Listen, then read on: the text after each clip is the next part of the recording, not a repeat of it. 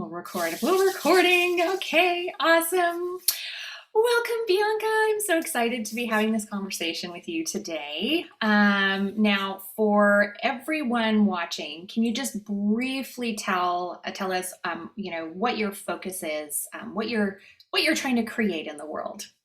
Oh, that's a big question to start off with. I guess the easiest way for me to explain it is as a crust, as the getting the dollars in the bank. I am a home-based business mindset coach. So I work with all those folks out there with their side hustles and their home office jobs that are trying to get a leg up in the world.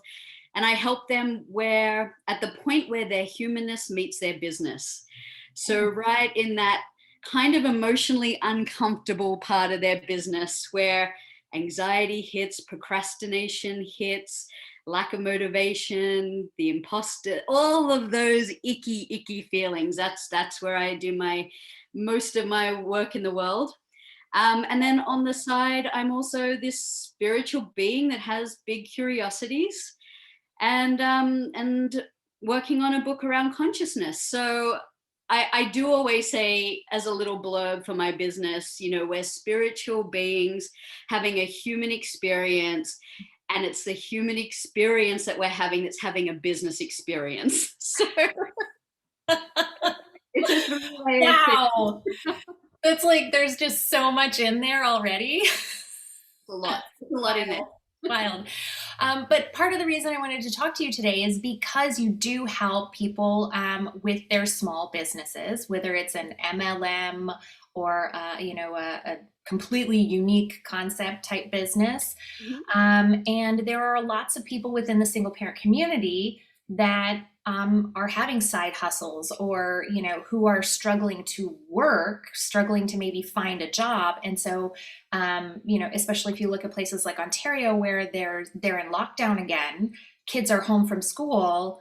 Holy smokes, like as a single parent, how do you work, right? So the home-based business, taking that into your own hands and saying, screw the employer, I'm gonna make my own way, that's becoming an increasing thing. So you talked about, mindset, and for someone who's looking at getting into that, looking at getting into their own business, what are some of the things that they really need to know ahead of time Mhm. before they launch? Yeah. It's almost an invisible elephant in the room that no one actually talks about. It's great to have these ideas where you sit there and you're like, that's it. I'm going to go and pick whatever MLM name, insert that here. I'm going to go and do this. It's a great opportunity. And they all are. They absolutely all are.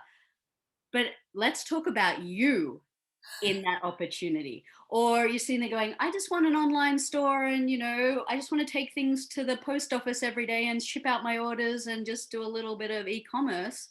Again, great. That is exactly what I hope everyone gets to do. I love nothing more than people generating their own income and pumping up their own self-worth, that they are completely, independent moving forward in their life, that very intentional lifestyle. I'm so into that. But a lot of people don't talk about them rubbing up against their business. And so I guess it's what I would give as a suggestion for people starting out is just be aware that there will be some uncomfortable moments, and it has nothing to do with the business or the business structure or what you can achieve in that business, but it has everything to do with your thoughts, feelings, and beliefs. Hmm, And if you can address those alongside business, then you're a powerhouse. that's so And you're also not damaged goods. If you wake up one day and you're like, oh my God, I'm procrastinating, I don't know what to do, I don't even want to check my emails, I'm going around in circles. A good way to know if you're doing that, you will be having a lot of thoughts in your head that start with, I should. mm, And shitting on yourself. I should. You're shooting everywhere. You're shooting all over the place. But yes, it's That's my word of caution for anyone starting to get into it, that yes, there's a business component, but do not forget there is also the mindset and human component of that as well. Hmm. Yeah, and I think part of the reason that MLMs and specifically get a really bad rap is because so many people join them, and then like it doesn't turn out to be the promised land that it was marketed as, That's right? right, because they miss this vital component. I love MLMs. I think they are terrific. If you're a person who believes in their products yourself, other than your mindset, there's nothing that's stopping you. That is the only thing. So with those network marketing, you need to have some kind of belief in the product yourself. Otherwise, you will not come across authentic or congruent when you're trying to tell people about it. Mhm. Uh, the other component that they dust over and they try and support people the best they can on how to sell, how to have a conversation, or not to sell. They're not going to say those words, but whatever their technique is there, that works for some people. And that those some peoples that can just wake up one day and just do it are actually a really small percentage. And that's why you see that small percentage going through and you get a little bit disheartened. "Yeah, I can't do this. Maybe it's not for me." And you tap out because we haven't actually addressed you and your mindset around this idea of selling. Even though you're just sharing, I know you're just sharing, but in your own head you're doing something else and you know it, and that's where the problem is.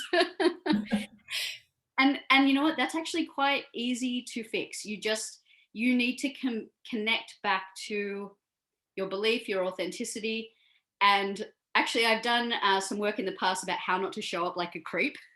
Because I know I've been in that position. You've got a little side hustle going, you're sitting in your car at the school gate, and you've had it drummed in your head like everyone you see you've got to say something about the product that you're selling. You just drop it in casually in conversation.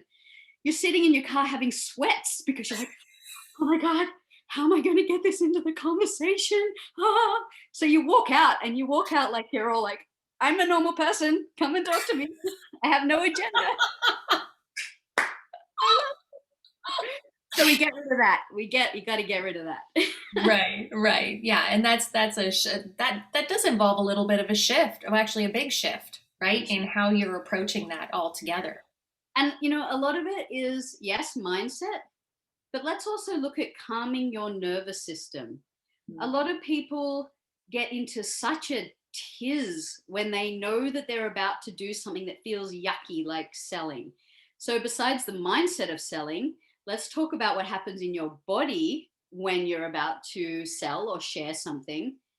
Let's just calm that down a little bit. Let's make those vibes ooze out of you a little easier so people don't go running from you. So what's one practical thing that people could do to kind of calm? Because I think this would apply to a lot of areas, not just like a sales situation or a sharing situation. But like, what's one thing that people can do to kind of calm that nervous system and kind of ground them, bring them back to themselves, so that they don't show up, freaked out, stressed out, salesy, weirdo, whatever you want to call A it. little sweaty around the temples. You don't want to show up like that. I'm doing fine. I'm doing fine, really. No, I don't know why I'm sweating. You know what? What I will share, and this is just a good life lesson.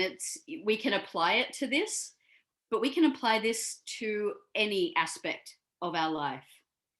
People need to stop talking and start listening. So what if you approached it with, actually, I don't have to talk to you about anything. I can just listen to you about what's going on in your life. And if and only if something comes up that is aligned, and I'm not talking left field aligned, I'm talking actually aligned, or they ask you something specifically, then you share. So you're waiting for an introduction, so it feels right. So it feels like it's in context. So you're not a weirdo showing up. So how about we stop talking and just start listening? Right. So ditch the agenda Ditch it. Ditch it. and listen, like really listen to people. Yeah. And let's not discount that will bring up some other flow on yucky feelings, which include, but there's no guarantee that I'll make money. How am I supposed to get the conversation in there? It's all about the numbers, it's a statistics game. Mm. Yes and no. If you want longevity, pump the brakes and start living your life authentically. Because if you keep harassing people, you're going to have a very short business life. Yeah, people generally don't like to be harassed. No, it's not usually a thing you wake up and you think, God, I can't wait to be harassed today. I can't wait for somebody to What sell me a- something today. feels so good. Yeah. So that's a great practical tip. I love that. Now that kind of brings us to also like a part of, which you're talking about in your book, consciousness, being aware of how you're showing up in the world, what you want to create in the world, these kinds of things. I wonder if we can kind of shift into that, Yeah, sure. um, being mindful that, yeah, this is about business, but like you, as you said, I can't remember the words that you used, but it was like a A human human. being having a human experience, and the human is having a business experience. That's Yes, right. the human is having a business Yeah. experience. Yeah. And it's a real buzz thing at the moment. And the reason, so I'm writing a book around this idea of raising consciousness. What the hell is that? There is so much information. There's a lot of people talking about it, but are they talking about the same thing? And this book started because I was talking to a friend who is studying something smart, brain science at uni, something. Anyway, so she was talking about consciousness. So in my head, the conversation I was having with her, I went into a spiritual realm because that's where my set point is. So here I am, she's talking about consciousness. I'm like, yeah, consciousness, I love it. Ooh, spiritual. And she's very analytical. So she's talking about consciousness. She's talking about just being consciously awake, as in, I'm not unconscious right now. And that's her black and white view on consciousness. And I was like, wow, we're using the same word. We're having two different experiences in the same conversation. So that's how the book was born. And during my study time at counseling school, there was a lot of people talking about their understanding of them being self-aware. And really, when I observed these people, I was like, I think it's just a buzzword that you're using. And I'm not sure if we have the same definition of what self-aware is. So there's all these buzzwords. So the book is basically a casual saunter through these ideas of what consciousness is. Like, I'm not putting my own agenda. I'm collecting all of these ideas on what consciousness is and what they have been in traditions, or they have been just in our common conscious collective at the moment, all these buzzwords. And I'm just putting them together in a book. So if someone was like, I want to raise my consciousness, but I don't know what that is. Great. Maybe start with this. It's got lots of things in there that might ring true to you on what consciousness is. Awesome. That's wonderful. Yeah, because having a common language, a common Mhm. understanding about that language is really important to us understanding each other and even understanding ourselves, really. Yeah. And I mean, you hear the buzzword, I'm woke. I mean, that's very social media right now. Yeah. This idea of awakening into consciousness. Yet the people that are using this word, and this is not a diss on any demographic, sometimes they're younger, and it's great to be more self-aware when you're younger. You're going to probably have a more fulfilling experience in life. That's great. And I can't discount that general life, general age, general maturity, different experiences as you get older is also what brings you to a point of being woke. So you can be woke at this point in your 20s, but it's going to be a different woke in your 40s, 50s, 60s, and onwards. So there's not even a common understanding of what that is across demographics. And that's okay, but just know what you're talking about. Yeah. So the question that comes up is, if I'm using this language and I know what it means to me, how do I make sure that when I'm talking to someone else that we are talking the same language, using these words like exactly like you and your friend. She was thinking literally conscious, unconscious, and you're taking it into a spiritual realm. And so you guys are having this conversation. I don't know how long it went on before you're like, oh, we are not talking about the same thing. Yeah. You know what? it actually comes back to exactly what I said before with this, what was my one sort of offer into how you would approach things. It's listen more. So let's say I'm in my mid 40s, and maybe I'm speaking to someone in their 20s, and they're telling me how woke they are and how self-aware they are, and they're on their own conscious spiritual journey. And I'm listening to gauge where they're at. And then I can tailor my conversation. I can get a deeper understanding of where they are just by listening. Then I can tailor, my responses so we can have a conversation from there. But again, a lot of people just continue having conversations that are not connected because they're not listening to each other to start with, and they're not adjusting as they go. Right. Yeah. Mhm. But that listening part is so important. And, we both taken coaching programs. So, you know, there's the different levels of listening, right? And I think a lot of people show up in what we call level one listening, which is like you're really just listening for your opportunity to speak, right? Like you're listening and like, okay, how am I going to respond to this? What am I going to share, right? Versus level two listening, which is really more really listening to the experience of that other person. Yeah. So like that level one listening, it shouldn't even be called listening. It, like you said, it's waiting your turn.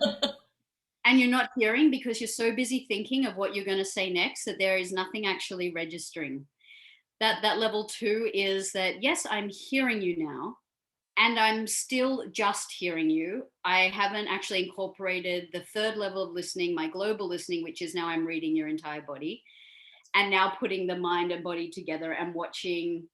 I'm watching for the subtleties to tell me where the beliefs are lying. So I use that a lot in my coaching. I have to coach in that level three listening, that global listening, because yes, you're telling me one thing, your face is telling me something else, and your hands that are gripping the chair while we're talking is telling me another level. So we've got a disconnected belief that we need to sort out here. Yeah. So yeah, I think most people operate in level one. They're just waiting their turn to speak. And you know what? That's exactly where the I don't want to generalize, but a lot of people that start out MLM, I'm not talking all of them. I'm talking there is a vast majority of them though, who start out in their network marketing, their MLM business, and they just level one listen. Mhm. They just wait for a space in the conversation where they can blurt out something to do with their business, and that's where that weirdness comes from. The people start running away from you because they're like, what? I wasn't even talking about my energy levels right then. What are you talking about? Yeah. So Yeah. yeah, Yeah, and definitely. that's where it all kind of goes wrong because yeah, like you don't get training by MLM companies on how to listen, right? It's all about share liberally what your own experience and how much you love the products. They sell themselves. um, And they do if they were just sitting there and other people knew everything about them and loved them just as much as you do, they would sell themselves. But that's the thing, it's they promote sharing liberally, as in just blurt it out, but it's not tailored to that person's experience that's right in front of you, so it becomes insulting rather than helpful. yes, yeah, they feel like something's being thrust upon them as Yeah, opposed to being invited to yeah. come on, check this out. You And might be a lot of interested. people, especially starting out in a business like that, they forget there's this idea of time that also plays into your business. So yes, I know you have deadlines and I know you have monthly targets that you have to meet and all of the things. And if you slow yourself down and you personally have a good mind body connection, you will realize that there is such a thing known as body time, and everyone has body time. So even your potential customer client over here, they're in body time as well. So even though you might share something today, it may wash over them, it may not even register. Okay, you might share it again in a couple of months time, this time it sticks, and it won't be until maybe another 3, 4, 5, whatever, doesn't matter the time limit, but an extra time after that, that it lands in them as something that they want to move forward with. They've got to work with their own body time and their consciousness around what has just happened there. And everyone's body time is different. So that's another layer, another dynamic. Yeah, yeah. You can't force these things, You can't force right? them. Hmm. Yeah, yeah. And that brings us so beautifully into the idea of goals. Oh, Because these are, we've talked about this where, you know, goals can be wonderful and they can also be incredibly demotivating hmm, when you are not meeting them. yes. So, you brought up the idea of, there's these superstars who are just like, I don't know, they came out of the womb ready to like sell Make $1 million in the make a next million 2 days. dollars, but and it can be really disheartening comparing your results to that person because you're not them. And you're like why is it so easy for that person and it's so hard for me? So how do you do some ninja mind trick stuff around that so that you don't lose the motivation that you have to try this new thing and really give it a fair shake? Yeah. First of all, just stop. Stop and recognize that you are having your own unique experience. And you can, yes, you can set goals, but let's do it more intentionally. Sure, there are some task based goals that you can do, like a SMART goal: set the time, is it measurable, blah, blah, blah, all the things you know. Okay, I don't know if you've ever done one of those. Uh, they're a little bit empty, for lack of a better word. You can do them, you can tick them off the list, and you go, yay, well done, cool. You can kind of feel accomplished for a little amount of time there, but you kind of move on from it, and it's nothing much. Then there's some goals where you can set, uh, it could be a fitness goal, could be any kind of goal, financial goal, doesn't matter. And let's be more intentional about it. Say, that's my goal. Maybe I won't be so strict on the time, but I'll give it a generous amount of time. Maybe it's just this year. Just give it some room to grow and breathe itself. And people like to pack up their goals as well. So it's like, I've got a goal for this, and I've got a goal for that, and I've got a goal for this. And quite honestly, I've been on my own experience recently where I've realized that I can only manage one goal at a time. And that doesn't matter, financial, business, whatever, one goal, just one. So it's have goals, be a little bit more roomy with them, give yourself some grace, but also stop and think, is this actually my goal as it stands right now? Or has it been told to me that that's what the goal is and what it should look like? If there's shoulds in there, it's from someone else external. You can still go back to that. This is my goal. And how would I do this? If I was left to my own devices, and I have all the time in the world, which you actually do, have all the time in the world, how would I like to work with this goal? Especially in the coaching world, a lot of people, this is just an example, a lot of people like see clients every week, otherwise you won't get results. Work in a package of 3 months to 6 months. That's the only possible way you can work with them. Yeah. And charge over $3,000. Absolutely, that's the minimum, and up from there. Like, there's these very strict kind of things around in the marketplace at the moment. And guess what? That doesn't work for me. So, I tried it and I felt terrible. I felt stressed. I felt anxious. I felt like I wasn't achieving. I felt like I wasn't good enough compared to other coaches. I felt horrible. I wanted to quit. I mean, I wanted to do all those things until I was like, hold on, how do I want to do this? What works for me and my family? Maybe I like to be a little lazy on it. I'm the only word to use, lazy or relaxed or whatever, throw in whatever word. Right now, I feel like owning laziness. So I'm like, maybe I only want to work with people every fortnight or once a month, even. I don't know. But that feels better to me than working with people weekly and hauling them over the calls and making them do all these things that I think is unrealistic for majority of working single parents or even double income family parents. I would rather be accessible and connected to people than be isolated and not connecting to the world, quite frankly. Right. Right. And what I'm picking up a little bit from this is, are your goals actually serving you? Are they serving you? How do they feel in your Yeah, body? in A your lot body. Yeah, tapping into that yeah, inner wisdom, because you know what? Like, we have feelings. We experience feelings before we experience the thought that accompanies them. yeah, yep. Like, our body is so smart.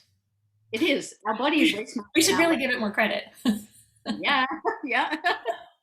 Yeah, and yet a lot of people, I understand a lot of people are disconnected and they think that everything happens up here and this is where they're safe and they've got control.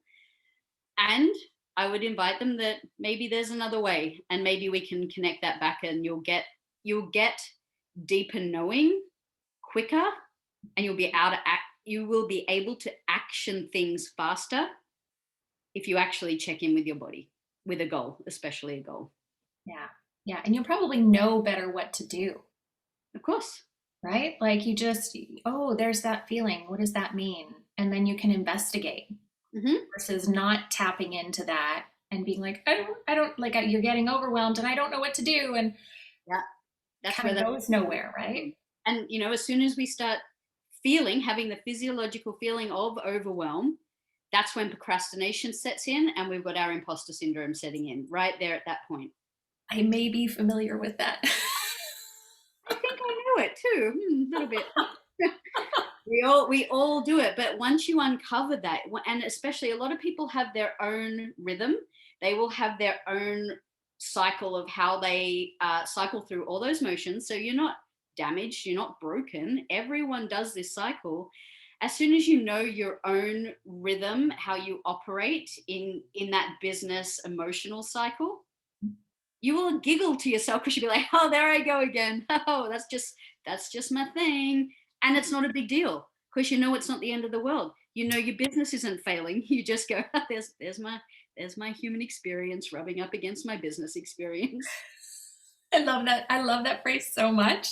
And I feel like, the big important thing is that you're not making yourself wrong because you're not meeting some arbitrary Standard. goal or standard or whatever. Like, making This is yourself wrong feels bad, and no and one that's is just wrong. not motivating. Yeah. No one's doing anything wrong. You're just doing it within a system that doesn't work for you. Hmm. I feel like night owls can relate to this because the society we live in Huh? is so designed for early birds. Mhm. And Yep. nobody can tell me that this world was designed for me or my son, frankly, because he's a lot like me. Like, we're just not morning. Like, I'm happy when I wake up in the morning, Mhm. but I'm not going to get up early because No. it's just not my biorhythm, right? Like, that's just, this Mhm. world was not really built for me. Yeah, no, I absolutely agree. I've had a friend through COVID who has been able to take some time to be like, hold on, F the system. I work best when I wake up at 11, 12, and I don't go to bed till 2 or 3. I'm sorry. I've tried doing it the other way. I can do it. I hate it. I can't do it. Yeah, yeah. And so she really took ownership of that and was like, okay, well, how do I now build my world around that? I mean, she doesn't have other restrictions, she doesn't have other things going on. So she is able to do that. But more people, I just hope and pray that they get a chance to look at themselves and to take ownership of themselves, their world, again, living that intentional lifestyle, conscious lifestyle, spiritual lifestyle, bring it all in. And now, how can we operate by generating you money in your side hustle with bringing all those things into? Mm. How does it work for you on every level? So amazing. I wish. Now, I did do sign up with an MLM a number of years ago when I was first a single parent. And gosh, I wish I'd had you.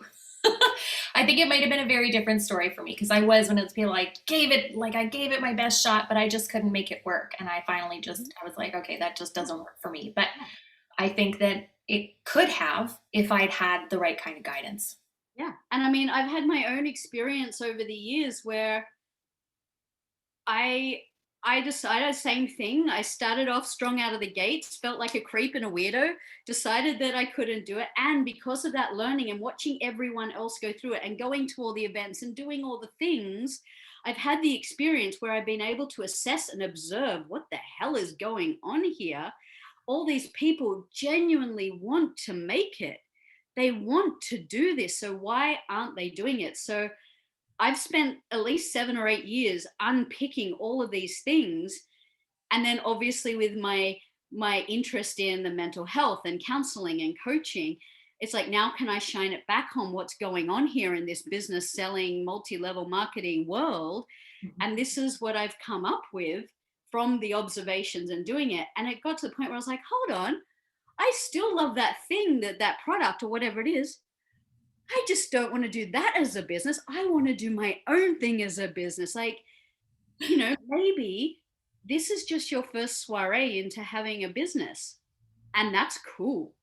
And okay, maybe you don't want to continue that on and on and on, but hey, let's not let go of that dream of getting you a side hustle. Let's just tweak it or enhance it depending on what's going on for you. Yeah, so beautiful. It makes it an iterative process instead of an either or process, Yeah. right? Yeah. Yeah. I think it always, in people's heads, it comes up as an either or. It's black or it's white. You're doing it, you're not doing it. Yes. And let's just take that off the table. Yeah. So beautiful. There's a way to get through it. There is a way. We just keep on slashing through and we'll find it, I promise. Awesome. Well, I'm super looking forward to reading your book when it's ready, and I know that you are taking your time with it, and you're not setting a release date yet. But do you have a title yet? Do you know what it's going to be called? I don't. It changes every week at the moment. All I know now, it's just a wander through consciousness. And I don't know whether that's a working title, but that's just what I'm calling it. I like And it. it's my intention just to get other people to start having their own conversations around what it means to them. And you know what? I love that you said there, because there's so many people that write books that are like, hey, I have to write a book. I have to write it in 6 months or 16 weeks. I have to get it out. I have to go to the editor. Yes, you have to do all those things later. But what if your story hasn't unfolded yet for you in 16 weeks? What if it can be even better if you just write your story until the day you wake up and you go, "Whoop, I'm done. I'm now complete." It gets back to that idea of checking in with yourself. Like, okay, yes, you may have some actual real world deadlines. I get that too. And you can work with those as well. But let's just be a little bit mindful of a little bit more fluidity in people's lives. People get so stressed and caught up with those rules, a lot of rules around goals. Yeah, yeah. Let's just get some wiggle room in there. Right. It would be more for you, it would be more important to create the habit of writing Yeah. and be doing that on a regular basis than to be setting a deadline. And you could procrastinate right up to the deadline and then spend 3 solid days. I actually watched a TED talk about this guy who talked about procrastination. It was really good. And yeah, he would do this consistently. He would just leave it until like right before the deadline and then hammer out whatever it was. But creating habits, you know, without the deadline, as long as you're actually doing the thing, could be more effective for some people. Yeah. And maybe that's just his rhythm, like we talked about before. That's Yeah. just his rhythm, and that's okay. You can leave it till the last minute and bang it out if that's the way you work, but be intentionally aware, consciously aware that that's how you work. Mhm. That's cool too. And I would rather put something out into the world that is the story that only I could write and pull together. I don't want to deliver something that's generic that any second person could write. So if you're a person out there that's writing a book, I offer you the invitation to write the book that no one else could write. Only you can write that.